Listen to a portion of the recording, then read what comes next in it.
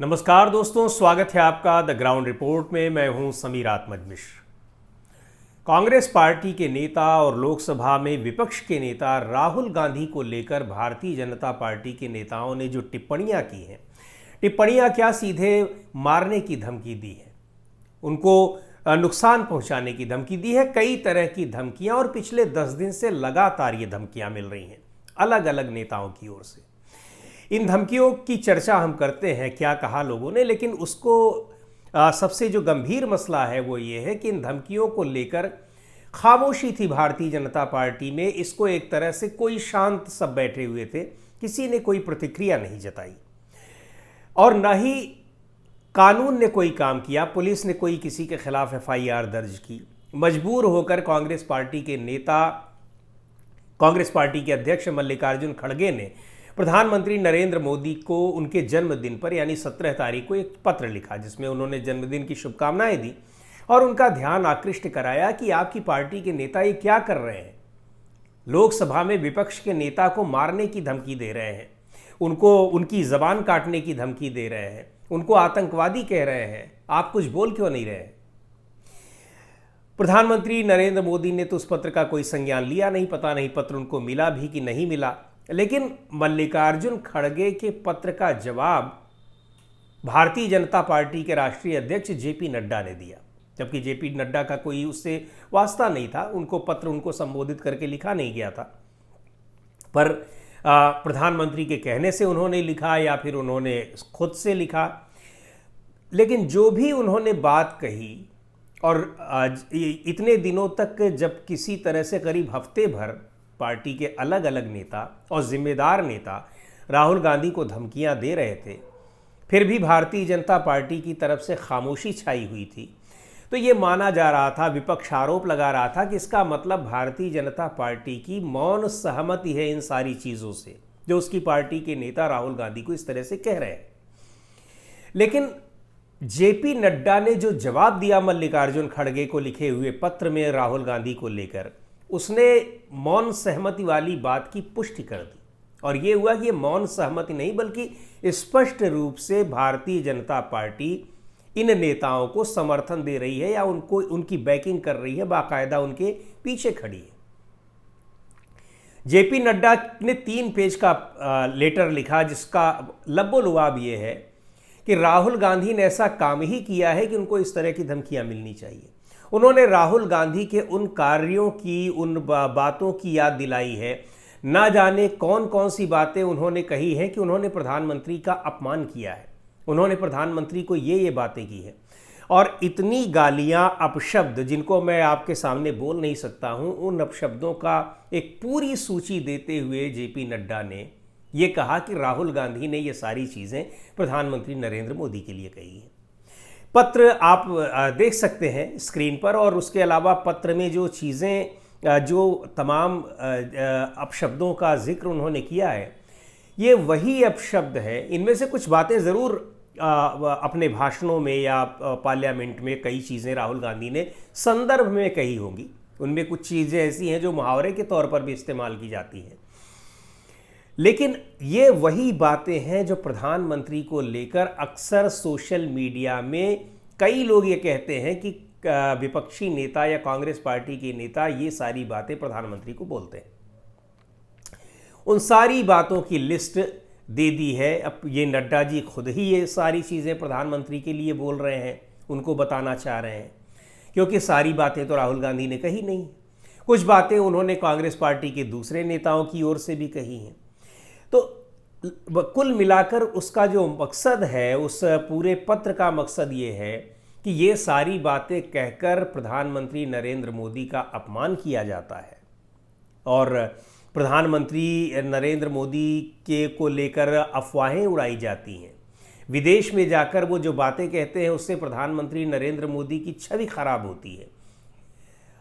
और इसी वजह से ये, यद्यपि यह शब्द, यह वाक्य उन्होंने लिखा नहीं है, लेकिन उनके कहने का मतलब ये है कि जब वो ऐसा करते हैं तो फिर उनको ये सारी धमकियां मिलनी ही चाहिए, या एक तरह से उसको जस्टिफाई करने की कोशिश की है। और बड़ी हैरानी की बात है, जबकि ये मल्लिकार्जुन खड़गे ने पत्र में अपने लिखा प्रधानमंत्री नरेंद्र मोदी को कि ये इस तरह की चीज़ों को अपने नेताओं को रोकिए कि वो ऐसी शब्दावली का इस्तेमाल न करें, किसी के लिए ऐसी धमकी भरी बातों का इस्तेमाल न करें, क्योंकि ये राजनीति पतनशील तो हो ही चुकी है, इसको और ज़्यादा पतनशील हम लोग बना देंगे। लेकिन प्रधानमंत्री ने कोई इसका जवाब नहीं दिया। जेपी नड्डा का जो जवाब आया उससे ये लगा कि शायद वो उसको जस्टिफाई कर रहे हैं कि नेताओं ने जो कुछ कहा है वो सही कहा है, क्योंकि राहुल गांधी प्रधानमंत्री नरेंद्र मोदी की छवि खराब कर रहे हैं तो उनको ऐसा कहा ही जाना चाहिए, उनकी बातों से ऐसा ही लग रहा है। अब आपको बताते हैं कि किन नेताओं ने कहा क्या। इसकी शुरुआत हुई लगभग 10 दिन पहले। तरविंदर मारवा एक नेता है, पहले कभी कांग्रेस में ही हुआ करते थे, दिल्ली के नेता है, भारतीय जनता पार्टी में अब शामिल हो गए हैं। तो ये इन्होंने राहुल गांधी के लिए सबसे ज़्यादा आपत्तिजनक बात इन्होंने कही थी। इन्होंने कहा था, राहुल गांधी बाज आ जा, वरना तेरा हाल भी वही होगा जो तेरी दादी का हुआ था। राहुल गांधी की दादी यानी पूर्व प्रधानमंत्री श्रीमती इंदिरा गांधी, उनका क्या हाल हुआ था वो सबको पता है। यानी ये हाल करने की उनको धमकी दे रहे हैं। उसके बाद संजय गायकवाड़ महाराष्ट्र में शिवसेना गुट के नेता हैं, एकनाथ शिंदे वाली शिवसेना जो महाराष्ट्र में भारतीय जनता पार्टी के साथ सरकार चला रहे हैं, उन्होंने कहा कि राहुल गांधी की जो जीभ काट कर लाएगा, जबान काट कर लाएगा, उसको वो 11 लाख रुपए का इनाम देंगे। और दोस्तों, इनके लोगों के खिलाफ कोई FIR नहीं दर्ज हुई।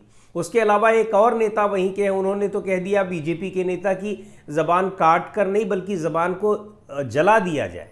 राहुल गांधी ने ऐसा किया। रवनीत सिंह बिट्टा एक मंत्री हैं, केंद्र में मंत्री हैं, उन्होंने कहा कि राहुल गांधी देश के नंबर 1 आतंकवादी हैं, केंद्रीय मंत्री। और भी कुछ न, उत्तर प्रदेश के एक मंत्री है रघुराज सिंह, उन्होंने भी राहुल गांधी को आतंकवादी बताया। तो ये सारी चीज़ें, आप ये बयान नहीं है लेकिन ये सीधे उनकी जान लेने की धमकी दी जा रही है। उनको जीभ काट कर लाने वाले को 11 लाख रुपए का इनाम जो विधायक हैं वो दे रहे हैं, लेकिन इनके खिलाफ कोई कार्रवाई नहीं हुई। हालांकि रवनीत सिंह बिट्टा के खिलाफ कर्नाटक में बेंगलुरु में FIR दर्ज हुई है। कांग्रेस पार्टी के नेता अजय माकन अपने कांग्रेस के कई नेताओं के साथ दिल्ली के तुगलक रोड थाने में गए आप FIR दर्ज कराने के लिए, दर्ज नहीं हुई। ये कहा गया कि पहले हम लोग इसको इन्वेस्टिगेट कर लें, जांच लें कि इसमें क्या है, ये मामला FIR करने लायक है कि नहीं है, तब हम इस पर FIR दर्ज करेंगे। और ये बातें ख़ासतौर पर जो तरविंदर मारवाह ने कहा था कि तुम्हारा हाल भी हम वही करेंगे जो तुम्हारी दादी का हुआ था, वो उन्होंने सार्वजनिक तौर पर, वो प्रदर्शन करने गए थे 10 जनपद पर सोनिया गांधी के घर के बाहर, और वहाँ उन्होंने ये बात कही, एक भाषण देते हुए बाकायदा माइक से। वहाँ दिल्ली पुलिस के भी तमाम जो सिपाही हैं और अधिकारी हैं वो रहे होंगे, क्योंकि वो प्रदर्शन कर रहे थे वहाँ पर भारतीय जनता पार्टी के नेता कांग्रेस के खिलाफ, राहुल गांधी के खिलाफ, लेकिन कोई कार्रवाई नहीं हुई। और अब जब ये बात जेपी नड्डा की ओर से ये जो पत्र आया है, इसने तो लोगों को और भी हैरान कर दिया है कि ये सारी जो धमकियां दी जा रही हैं, इसका मतलब भारतीय जनता पार्टी इसमें पूरी तरह से इन नेताओं के साथ खड़ी है, समर्थन दे रही है। और उसके बाद भारतीय जनता पार्टी के प्रवक्ताओं के बयान भी आने लगे जो जेपी नड्डा के पत्र की ही भाषा को बोल रहे थे। दुर्भाग्य की बात है, अफसोस की बात है और कितनी हैरानी और चिंता की बात है कि इस तरह की मारने की, जान लेने की धमकी एक पार्टी के नेता दूसरी पार्टी के नेताओं को देंगे तो राजनीति जाएगी कहाँ? किस तरफ हम राजनीति को ले जा रहे हैं?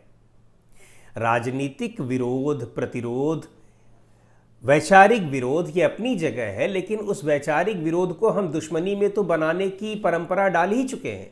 अब उस दुश्मनी की परंपरा को लोगों की जान लेने की परंपरा में अगर हम डालने की कोशिश करेंगे, तब फिर इसका हश्र क्या होगा, इसका भविष्य क्या होगा, ये सोच से, समझ से परे है कि कहाँ जाएगा। अब इसके बाद, इन सारी चीज़ों के बाद कांग्रेस पार्टी के नेता जयराम रमेश ने एक और पत्र लिखा है और उसमें उन्होंने कहा कि पत्र तो प्रधानमंत्री को लिखा गया, लेकिन जेपी नड्डा ने जवाब दिया और बेतुका और बेमतलब का जवाब दिया जिसकी कोई ज़रूरत नहीं थी। उनसे कहा भी नहीं गया था, उनसे अपील की भी नहीं गई थी कि आप इनको समझाइए। ये तो प्रधानमंत्री को इसलिए लिखा गया कि वो समझाएंगे या फिर वो कार्रवाई के लिए कहेंगे या फिर अपने लोगों को ये लगाम लगाएंगे। और एक बात और बता दें कि कई बार ऐसा होता है कि आपत्तिजनक बयान देने वाले नेताओं को Bharatiya Janata party fringe element कह के उससे पल्ला झाड़ लेती है, लेकिन इन नेताओं से पल्ला झाड़ भी नहीं सकती, क्योंकि ये पार्टी के जिम्मेदार नेता हैं, कोई विधायक है, कोई मंत्री है, कोई सांसद है, केंद्रीय मंत्री है। लेकिन जब समर्थन दे दिया और उस पर यह भी कह दिया कि ऐसा इसलिए किया जा रहा है क्योंकि राहुल गांधी प्रधानमंत्री की छवि खराब कर रहे हैं, तो ये राजनीति का कौन सा दौर है, राजनीति की दशा और दिशा किधर जा रही है, ये बहुत हैरानी की बात है, सोचने की बात है। और इस पर सभी को सोचना होगा, चाहे वो सत्तारूढ़ पार्टी हो, विपक्षी पार्टी हो, और या फिर हम और आप जैसे सामान्य लोग हो। तो दोस्तों, आज के वीडियो में इतना ही। अगले वीडियो में फिर मिलेंगे एक नए विषय के साथ, एक नए मुद्दे के साथ। द ग्राउंड रिपोर्ट के YouTube चैनल को आपने अब तक सब्सक्राइब न किया हो तो ज़रूर कर लें। हमारे वीडियोस को लाइक करें, शेयर करें और अपने सुझाव भी हमें ज़रूर भेजें।